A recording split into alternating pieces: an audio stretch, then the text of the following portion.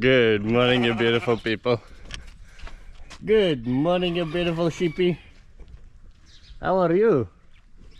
Huh? So somebody said to me, you only have problems with animals, I think you should stick to plants. If only they knew how many plants I kill. So that was because of Brenda. We saw blood coming from her behind and we had the vet come check it out. And thank you very much for everybody's kind words and support. But that's the difference when you have animals so close proximity to you. I mean, if she was sleeping in a camp or a kraal, you know, a couple hundred meters away from the house, we wouldn't have seen it at all. So there's that. The chookies, yes, there will be lots of harvesting happening today. So yes, we do lose a lot of animals, but definitely not to such an extent that it's worrisome. I think that the amount of disease and things we get is quite relative to what we have.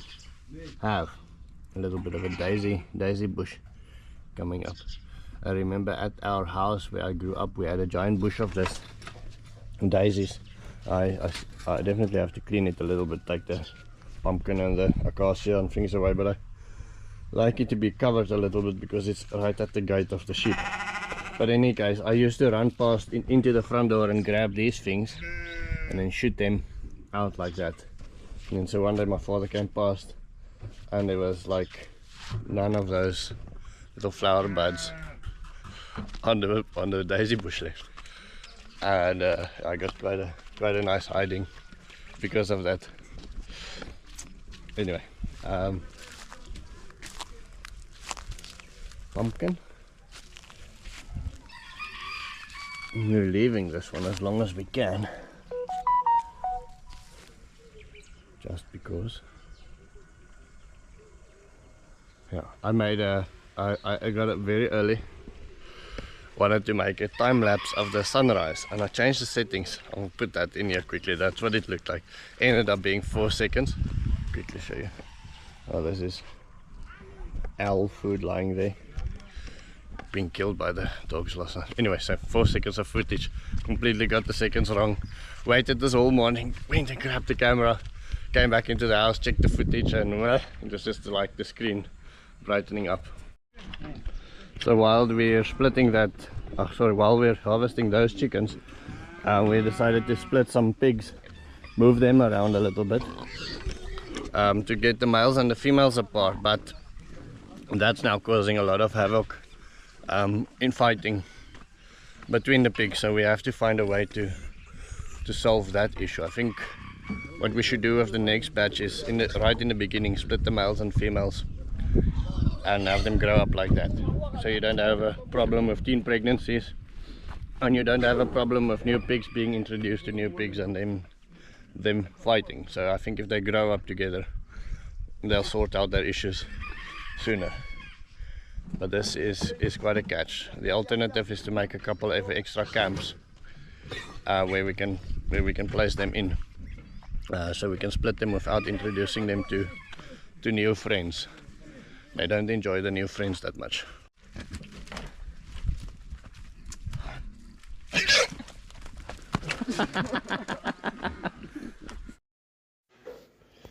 So over here we process those 2 pigs.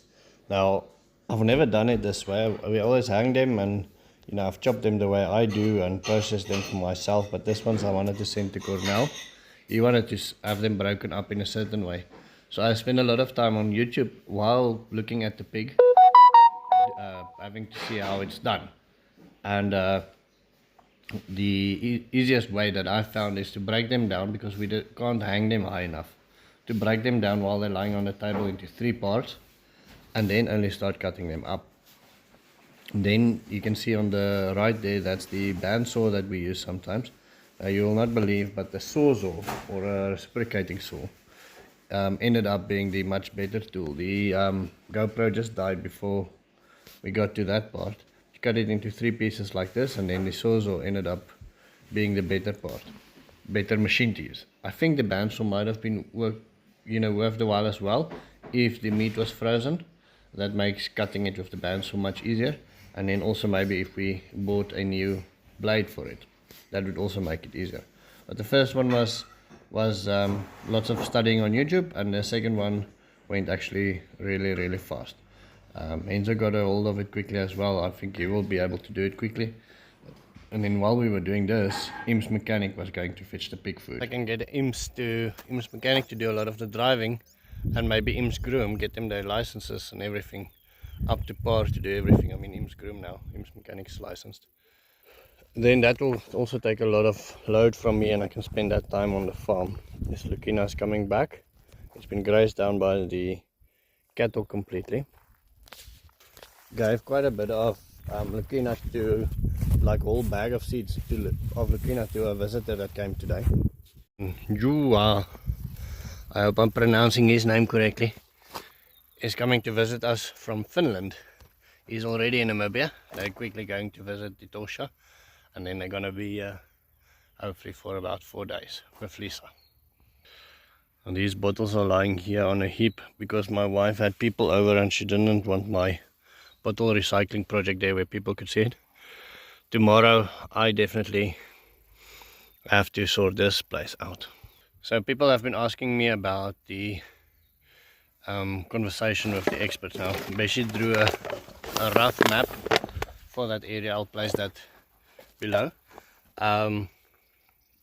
I send him locations on where the campsite should be, where the sewage is, where we're digging the sewage currently, and things like that. And he sort of mapped it out where we want to build the bathrooms, all of those things.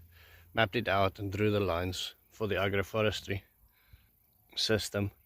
So that will happen there then. Interesting thing what the guy said is he said we might consider planting real trees in Mikkel's garden between the vegetables. I would really love to hear all of your comments about that, because it's a market garden.